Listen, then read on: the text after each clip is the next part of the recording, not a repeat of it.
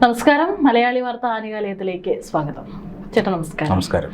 R Sugathan ഒരു തിരുവനന്തപുരം കോർപ്പറേഷനിലെ ഒരു BJP കൗൺസിലറാണ്. പക്ഷെ ഇപ്പോൾ കേരളം മൊത്തം ആർ സുഗതന്റെ പേര് ചർച്ച ചെയ്യുകയാണ്. അദ്ദേഹത്തിനെതിരെ കാപ്പ ചുമത്തി ഇപ്പോൾ അദ്ദേഹം ജയിലിലാണ്. ഇപ്പോൾ കഴിഞ്ഞ 2 ദിവസമായിട്ട് തിരുവനന്തപുരം കോർപ്പറേഷൻ നോക്കുകയാണെങ്കിൽ പല നാടകീയമായിട്ടുള്ള കാര്യങ്ങളാണ് നടക്കുന്നത്. ഇന്നലെ ഹൈക്കോടതി ഉത്തരവ് വരുന്നു. ദൈവങ്ങളുടെ പേരെടുത്ത് പറഞ്ഞ് സത്യപ്രതിജ്ഞ ചെയ്തിട്ടുള്ള എല്ലാ കൗൺസിലർമാരുടെയും ഏകദേശം 20 BJP കൗൺസിലർമാരുടെ സത്യപ്രതിജ്ഞ റദ്ദാക്കി, അസാധുവാക്കി. എന്നിട്ട് ഒരു 4 ആഴ്ച സമയം അതിനുള്ളിൽ സത്യപ്രതിജ്ഞ ചെയ്യണമെന്ന് പറഞ്ഞു. ആ ഉത്തരവ് ഉച്ചയോടുകൂടി വരുന്നു. വൈകുന്നേരത്തോടു കൂടി തന്നെ തിരുവനന്തപുരം കോർപ്പറേഷനിൽ സത്യപ്രതിജ്ഞ നടക്കുന്നു. പക്ഷെ അപ്പോഴും 19 പേരാണ് അവിടെ സത്യപ്രതിജ്ഞ ചെയ്തിരിക്കുന്നത്. ഈ പറയുന്ന കാപ്പ ചുമത്തിയിട്ടുള്ള ആർ സുഗതൻ സത്യപ്രതിജ്ഞ ചെയ്തിട്ടില്ല. ഇപ്പോൾ ഇന്നും അവിടെ കോർപ്പറേഷനിൽ ഭയങ്കര അടിപിടിയാണ് നടക്കുന്നത്. മേയറൊക്കെ ആശുപത്രിയിൽ അഡ്മിറ്റ് ആണെന്നാണ് അറിയാൻ സാധിച്ചത്. ഏതായാലും എന്തായിരിക്കും ഇനിയിപ്പോൾ കോടതിയെ സമീപിക്കാൻ ഒരുങ്ങിയാണ് കോർപ്പറേഷൻ അല്ലെങ്കിൽ മേയർ എന്ന് അറിയാൻ സാധിച്ചു. അദ്ദേഹത്തിന് സത്യപ്രതിജ്ഞ ചെയ്യാൻ പറ്റിയില്ലെങ്കിൽ, ഈ കോടതി പറയുന്ന ഒരു ഇടവേളയിൽ സത്യപ്രതിജ്ഞ ചെയ്യാൻ പറ്റിയില്ലെങ്കിൽ അസാധുവാക്കി ആ ഒരു സ്ഥാനം അത് പോകാനുള്ള സാധ്യതയൊക്കെ ഉണ്ടോ? എന്തായിരിക്കും ഇനി അടുത്തൊരു നടപടി? സത്യത്തിൽ ഈ പറയുന്നത് പോലെ ഒരു പ്രതിസന്ധിയോ അല്ലെങ്കിൽ അദ്ദേഹത്തിൻ്റെ കൗൺസിലർഷിപ്പ് അസാധുവാക്കാനുള്ള ഒരു ഇത് തൽക്കാലം കാണുന്നില്ല. പക്ഷേ ഈ സുഗതനുമായി ബന്ധപ്പെട്ട ഇഷ്യൂ സുഗതനെ പൊളിറ്റിക്കലി ടാർഗറ്റ് ചെയ്യുകയാണ്. സുഗതൻ മത്സരിക്കുമ്പോൾ തന്നെ അവിടെ ഒരു കാപ്പ കേസ് പ്രതി മത്സരിക്കുന്നു എന്നുള്ള രീതിയിൽ വാർത്ത വന്നിരുന്നു. സത്യത്തിൽ അദ്ദേഹം മത്സരിക്കുമ്പോൾ കാപ്പ കേസ് പ്രതിയല്ല. അദ്ദേഹത്തിനെതിരെ കാപ്പ ചുമത്തുകയും കാപ്പ ഉപദേശക സമിതി അത് റദ്ദാക്കുകയും ചെയ്തതാണ്. എന്ന് പറഞ്ഞാൽ കാപ്പ ചുമത്താൻ ആവശ്യമായ കേസുകളില്ല എന്നതിൻ്റെ പേരിൽ റദ്ദാക്കി. അപ്പോൾ അതുകൊണ്ട് തന്നെ അദ്ദേഹം കാപ്പ കേസ് പ്രതിയല്ല. പൊളിറ്റിക്കലി മോട്ടിവേറ്റഡ് ആയിട്ടുള്ള ഒട്ടനവധി കേസുകൾ അദ്ദേഹത്തിനെതിരെ ഉണ്ടായിരുന്നു എന്നുള്ളത് സത്യമാണ്. അത്തരം കേസുകൾ റിവീൽ ചെയ്ത് എത്രയോ ആൾക്കാർ ജനപ്രതിനിധി സ്ഥാനത്തേക്ക് മത്സരിക്കുന്നുണ്ട്. പക്ഷേ എന്തായാലും അവിടെ സുഗതനാണ് മത്സരിക്കുന്നത് എന്നറിഞ്ഞപ്പോൾ തന്നെ CPM-ന് വല്ലാത്ത അസ്വസ്ഥതയുണ്ടായി. കാരണം CPM-ൻ്റെ ഒരു ഉരുക്ക് കോട്ടയാണ് വാഴോട്ടുകാണും വാർഡ്. അവിടെ ഒരുപക്ഷെ CPM കേന്ദ്രങ്ങളിൽ വിള്ളലുകൾ ഉണ്ടാക്കാൻ ശേഷിയുള്ള സ്ഥാനാർത്ഥിയായിരുന്നു സുഗതൻ. അപ്പോൾ ആ വിള്ളലുകൾ യഥാർത്ഥത്തിൽ ഉണ്ടാവുകയും സുഗതൻ അവിടെ നിന്ന് ജയിച്ചു വരികയും ചെയ്തു. പക്ഷേ ഈ കോർപ്പറേഷൻ ഭരണം ഒരു വലിയ ഭൂരിപക്ഷമൊന്നുമില്ലല്ലോ. 51-ൽ 50 അംഗങ്ങൾ മാത്രമേ BJPക്കുള്ളൂ. ഒരു സ്വതന്ത്ര അംഗത്തിൻ്റെ പിന്തുണയോടുകൂടിയാണ് ഭരിക്കുന്നത്. അപ്പോൾ അതുകൊണ്ട് തന്നെ അവിടെ ഒരു കൗൺസിലറെങ്കിലും ഒരു കൗൺസിലറെ അസാധുവാക്കാൻ കഴിഞ്ഞാൽ അവിടെ BJP സമ്മർദ്ദത്തിലാകും. LDFും UDFും ഒരുമിച്ച് ചേർന്നൊരു അട്ടിമറിക്ക് സാധ്യതയുണ്ട് എന്നൊക്കെയാണ് വിലയിരുത്തപ്പെടുന്നത്. പക്ഷേ തിരുവനന്തപുരം കോർപ്പറേഷന് LDFും UDFും ഒരുമിച്ച് ചേരാനുള്ള ഒരു തീരുമാനം എന്നെങ്കിലും എടുത്താൽ അത് BJPക്ക് അനുകൂലമായി മാത്രമേ പോവുകയുള്ളൂ. അപ്പോൾ അതുകൊണ്ട് ഇവർക്കത് അറിയാം. പക്ഷേ പരമാവധി BJPയെ സമ്മർദ്ദത്തിലാക്കുക. 45 കൊല്ലത്തെ LDFിൻ്റെ ഭരണമാണ് BJP പിടിച്ചത്. BJP കേരളത്തിൽ ആദ്യമായിട്ടാണ് ഒരു കോർപ്പറേഷൻ ഭരണം പിടിക്കുന്നത്, തിരുവനന്തപുരത്താണ്. അപ്പോൾ അത് അട്ടിമറിക്കുക എന്നുള്ളത് CPM-ൻ്റെ ഒരു ലക്ഷ്യം തന്നെയാണ്. അതിൻ്റെ അങ്ങനെ ഒരു ലക്ഷ്യമിടാൻ കാരണമുണ്ട്. കാരണം BJP ആദ്യമായിട്ടാണല്ലോ നേരത്തെ പറഞ്ഞ പോലെ ഭരണരംഗത്തേക്ക് വരുന്നത്. അതിൻ്റെ ഒരു പരിചയക്കുറവുണ്ട്. മിക്ക തദ്ദേശ സ്ഥാപനങ്ങളിലും BJP ആദ്യമായി ഭരണത്തിൽ വരുമ്പോൾ ആ പരിചയക്കുറവ് എല്ലായിടത്തും നിഴലിച്ചിരുന്നു. ഈ സമിതികൾ ഈ പലതരത്തിലുള്ള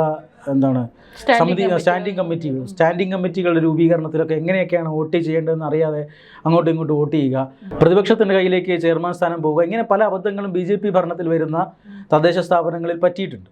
കോർപ്പറേഷനിൽ അങ്ങനെ ഒരു BJPയുടെ ഭരണപരിചയമില്ലായ്മ മുതലെടുക്കാനായിരിക്കണം CPM ശ്രമിക്കുന്നത്. പക്ഷേ ഇവിടെ CPM-ന് തെറ്റി.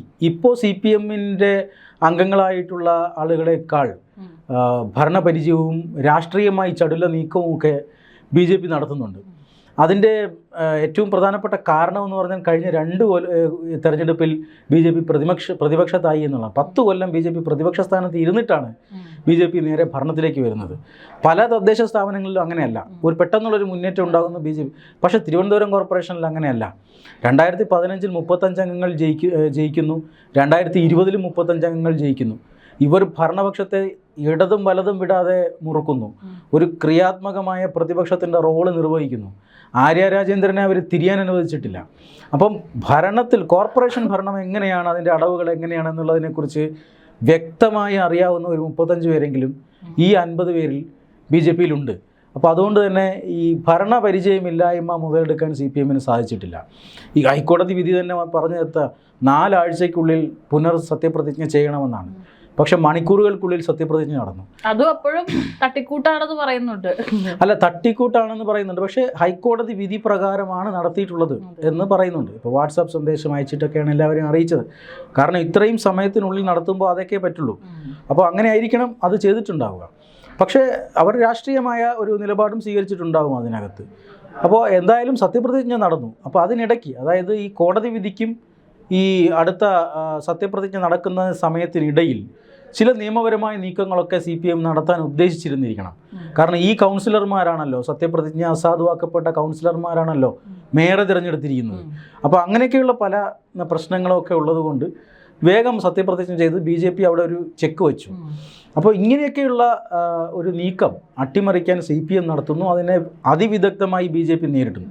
കഴിഞ്ഞ 2 ദിവസമായി CPM-ൻ്റെ നഗരസഭയുടെ പുറത്ത് സമരം നടക്കുന്നുണ്ട്. ഇന്നവർ ആ സമരം മേയറുടെ ചേംബറിന് മുന്നിലേക്ക് മാറ്റി.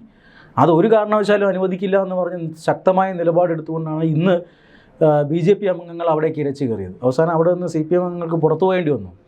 അപ്പോൾ അനുവദിക്കാവുന്ന കാര്യങ്ങളിലെല്ലാം അനുവദിക്കുക. ഇപ്പോൾ ഈ മേയർ വന്നതിന് ശേഷം നമുക്കറിയാം, കൗൺസിലൊക്കെ ശ്രദ്ധിച്ചാൽ നമുക്കറിയാം, പ്രതിപക്ഷ അംഗങ്ങൾക്ക് കൂടുതൽ സമയം കൊടുക്കുകയും ഒക്കെ ചെയ്യുന്നുണ്ട്. ഒരു സമവായത്തിൻ്റെ രീതി VV രാജേഷ് അനുഗമിക്കുന്നുണ്ട്. പക്ഷെ ചില പ്രശ്നങ്ങളിൽ ഒരു വിട്ടുവീഴ്ചയും ഇല്ല എന്ന് അദ്ദേഹം പ്രഖ്യാപിക്കുകയാണ് ഇന്ന് ചെയ്തത്. അദ്ദേഹത്തിന് റൂമിൽ പ്രവേശിക്കാൻ വേറെ വഴിയുണ്ടായിരുന്നു. അതിലൂടെ അല്ലാതെ അദ്ദേഹം ഈ സമരമിരിക്കുന്ന ആൾക്കാരുടെ ഇടയിൽ കൂടെ തന്നെ പോയി ഇവിടെ അങ്ങനെയുള്ള ഒരു കാര്യം അനുവദിക്കില്ല, ഓഫീസ് ബ്ലോക്ക് ചെയ്തുകൊണ്ടുള്ള ഒരു കാര്യം അനുവദിക്കില്ല. തനിക്ക് വേണമെങ്കിൽ മറ്റേ ഡോർ വഴി വരാം, പക്ഷെ പൊതുജനങ്ങൾ ഏത് വഴി വരും എന്ന ചോദ്യം ചോദിച്ചുകൊണ്ടാണ് അദ്ദേഹം അതിനെ നേരിട്ടിരിക്കുന്നത്. അപ്പോൾ ഇങ്ങനെയൊക്കെയുള്ള പ്രശ്നങ്ങൾക്കിടയിലാണ് ഈ സുഗതൻ്റെ കേസ് വരുന്നത്. ഇപ്പോൾ സുഗതന് ഈ പറയുന്ന പോലെ കൗൺസിൽ യോഗങ്ങളിൽ പങ്കെടുത്തില്ല എന്ന് പ്രതിപക്ഷം പറയുന്നു. പക്ഷേ ഒന്നിലേ പങ്കെടുക്കാതെ ഉള്ളൂ എന്ന് മേയറും പറയുന്നുണ്ട്. അതിനിടയിലാണ് ഹൈക്കോടതി വിധി വരുന്നത്. ഹൈക്കോടതി വിധിയിൽ 20-ൽ ഒരാൾ സുഗതനാണ്. അപ്പോൾ അത് വീണ്ടും BJPക്ക് പ്രതിസന്ധിയാവും. അതൊരു പ്രതിസന്ധി തന്നെയാണ്. ജയിലിൽ കിടക്കുന്ന സുഗതൻ എങ്ങനെയാണ് സത്യപ്രതിജ്ഞ ചെയ്യുക എന്നുള്ളത്. അതിനായിരിക്കണം ഒരുപക്ഷെ കോടതിയിൽ ഒരു ഇടക്കാല ജാമ്യത്തിന് വേണ്ടി ഇടക്കാല ജാമ്യം ലഭിക്കാൻ സാധ്യതയുണ്ട് എന്നാണ് എനിക്ക് തോന്നുന്നത്. അങ്ങനെ ഇടക്കാല ജാമ്യം അപേക്ഷിച്ച ഒരുപക്ഷെ സത്യപ്രതിജ്ഞ ചെയ്ത് മടങ്ങിപ്പോകാനായിട്ട് ഇടക്കാല ജാമ്യം അനുവദിച്ചേക്കും. അങ്ങനെയാണെങ്കിൽ പ്രതിസന്ധിയില്ല. ഇതിപ്പോൾ ഇന്നലെ ആഭ്യന്തര സെക്രട്ടറി കൂടെ ഈ കാപ്പ ചുമത്തിയത് അംഗീകാരം നൽകിയിട്ടുണ്ട്. അപ്പോൾ അത് ഒന്നും കൂടെ അതൊരു തിരിച്ചടിയാവില്ലേ? അല്ല, കാപ്പ ചുമത്തിയത് അംഗീകരിച്ചിട്ടുണ്ട്. അത് തിരിച്ചടി തന്നെയാണ്. കാരണം ഇതുവരെ കാപ്പ ചുമത്താൻ അവർക്ക് സാധിച്ചിട്ടില്ല. ഇത്തവണ കാപ്പ ചുമത്തുന്നത് ഈ കാപ്പ ഉപദേശക സമിതി അംഗീകരിച്ചിട്ടുണ്ട്. പക്ഷെ അവിടെയും അപ്പീൽ സാധ്യതകളുണ്ടെന്നാണ് തോന്നുന്നത്. നഗരസഭയുടെ ഭരണസമിതി തന്നെ ഇനിയിപ്പോൾ ഇതിനെതിരെ കാപ്പ ചുമത്തിയതിനെതിരെ കാപ്പ ഉപദേശക സമിതിക്ക് മേൽ അപ്പീൽ കൊടുക്കാൻ പോകുന്നു എന്നാണ് മനസ്സിലാക്കുന്നത്. മാത്രമല്ല ഈ ഒരു കാലാവധി, ഈ 4 ആഴ്ച കാലാവധിക്കുള്ളിൽ സുഗതന് ഒരു ഇടക്കാല ജാമ്യം എങ്കിലും കിട്ടിയില്ല എങ്കിൽ അത് വലിയ പ്രശ്നമാകും. അതുകൊണ്ടാണ് ഇടക്കാല ജാമ്യത്തിലേക്ക് ഒരു ഭാഗത്ത് കൂടി നീങ്ങുക, മറുഭാഗത്ത് കൂടി കാപ്പ ഉപദേശക സമിതിയെ സമീപിക്കുക എന്നിങ്ങനെ എല്ലാ കാര്യങ്ങളും BJP ചെയ്യുന്നുണ്ട്. BJPയുടെ സംസ്ഥാന നേതൃത്വം തന്നെ നേരത്തെ സൂചിപ്പിച്ചതുപോലെ ഈ സുഗതൻ വെറും വാഴോട്ടുകോണത്തെ വാർഡിലെ മെമ്പറായിരുന്നു, കേരളം മുഴുവൻ പ്രശസ്തനായി. അപ്പോൾ സംസ്ഥാന സമിതി തന്നെ അതിനകത്ത്, BJPയുടെ സംസ്ഥാന നേതൃത്വം തന്നെ അതിനകത്ത് ഇടപെടുകയും സുഗതനോടൊപ്പം നിൽക്കും എന്ന് കൃത്യമായി പറയുകയും ചെയ്തിട്ടുണ്ട്. അപ്പോൾ 2ാം പിണറായി സർക്കാരിൻ്റെ കാലത്ത് ആ സമയത്ത് ചുമത്തിയിരിക്കുന്ന കേസ് വട്ടിയൂർക്കാവ് പോലീസിൻ്റെ റൗഡി ലിസ്റ്റിലാണ്. ഇപ്പോൾ ആ കേസുകളൊക്കെ ഇപ്പോൾ പുറത്തോട്ട് വരുന്നുണ്ട്. വട്ടിയൂർക്കാവ് പോലീസിൻ്റെ റൗഡി ലിസ്റ്റിലാണ് സുഗതനെ ഉൾപ്പെടുത്തിയിട്ടുള്ളത്. 2019 ഒരാളെ കല്ലുകൊണ്ട് തലക്കടിച്ചത്, 2023 ഒരാളുടെ വീട്ടിൽ അതിക്രമിച്ച് കയറി ആക്രമണം നടത്തിയിട്ടുണ്ട്. 2023 ഇതുപോലെ ഒരു പക തീർക്കാൻ ഭാര്യയെ വീട്ടിൽ കയറി ആക്രമിച്ചു. അങ്ങനെ ഏകദേശം ഒരു 6-5 കേസാണ് ഈ സുഗതനെതിരെ ചുമത്തിയിട്ടുള്ളത്. ഏതായാലും ഇനിയിപ്പോൾ കോടതിയുടെ വിധി ഇനി മാത്രമേ നമുക്കത് പറയാൻ പറ്റുള്ളൂ. കാരണം എന്തായാലും ഇനി കോടതി എന്താണ് പറയുന്നത്, എനിക്ക് ഒരു ദിവസത്തേക്കൊക്കെ ആയിട്ട് സത്യപ്രതിജ്ഞയ്ക്കായിട്ട് അങ്ങനെ അനുവദിക്കാനുള്ള സാധ്യതയൊക്കെ അങ്ങനെ ഉണ്ടോ? അല്ല, ഇടക്കാല ജാമ്യം സത്യപ്രതിജ്ഞയ്ക്ക് അനുവദിച്ചിട്ടുണ്ടോ എന്നറിയില്ല. പക്ഷേ മറ്റു പല ആവശ്യങ്ങൾക്കുമായിട്ട് ഇടക്കാല ജാമ്യം അനുവദിച്ചിട്ടുണ്ട്. ഇപ്പോൾ ദില്ലി മദ്യനയ കേസിൽ പോലും ദില്ലി ഉപമുഖ്യമന്ത്രിയായിരുന്ന മനീഷ് സിസോദിയയ്ക്ക് ഭാര്യയുടെ അസുഖം കാരണം ഭാര്യയുടെ സർജറിയോ മറ്റോ ആവശ്യത്തിന് വേണ്ടി 48 മണിക്കൂറൊക്കെ അനുവദിച്ചിരുന്നു. അപ്പോൾ അങ്ങനെ, പക്ഷെ ഗുണ്ടാ നിയമം അനുസരിച്ചിട്ട് എങ്ങനെയാണെന്ന് അറിയില്ല.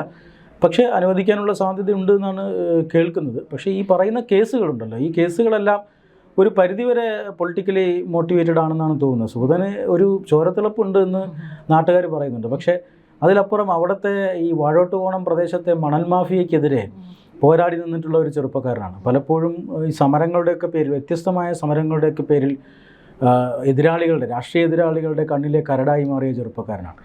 അദ്ദേഹത്തെ കൊല്ലാൻ വേണ്ടി ഒരു സംഘം ആളുകൾ വരികയും വാള് ഉൾപ്പെടെയുള്ള മാരകായുധങ്ങളുമായി ആക്രമിക്കാൻ ശ്രമിക്കുകയും ചെയ്തപ്പോഴാണ് അദ്ദേഹം പ്രത്യാക്രമണം നടത്തുകയും ഈ കല്ലുകൊണ്ട് തലക്കടിക്കുകയും ഒക്കെ ചെയ്തത്. അപ്പോൾ അതൊക്കെ ഈ രാഷ്ട്രീയമായി അതിനെ തിരിച്ചു വച്ചിട്ടുണ്ടെന്നാണ് സുഗതൻ്റെ ആൾക്കാർ അല്ലെങ്കിൽ BJP ഒക്കെ ആരോപിക്കുന്നത്. അങ്ങനെയാണ്. മാത്രമല്ല ഈ ഉത്സവപ്പറമ്പിൽ രണ്ട് വിഭാഗക്കാർ തമ്മിൽ അടിപിടി കൂടുന്നു. ഒരു കൗൺസിലർ എന്ന നിലയിൽ അവിടെ എത്തുന്നു, അവിടെ ഉന്തും തള്ളുമാകുന്നു. ആ കേസിലും കാപ്പ ചുമത്തുന്ന രീതിയിലുള്ള കേസ് എടുത്തിട്ടുണ്ട്. അപ്പോൾ അങ്ങനെയൊക്കെ രാഷ്ട്രീയമായ മുതലെടുപ്പ് സുഗതൻ്റെ കാര്യത്തിൽ ചെയ്തിട്ടുണ്ട് എന്നുള്ളതാണ്. മറ്റാരെയും ഇങ്ങനെ ആക്രമിക്കാൻ കഴിയില്ലല്ലോ. അപ്പോൾ സുഗതനെ ഈ കേസുകൾ ഉള്ളത് കൊണ്ട് തന്നെ പരമാവധി ഉപദ്രവിക്കുക എന്ന നിലപാട് CPM സ്വീകരിച്ചിരിക്കുന്നു എന്നുള്ളത് തന്നെയാണ്.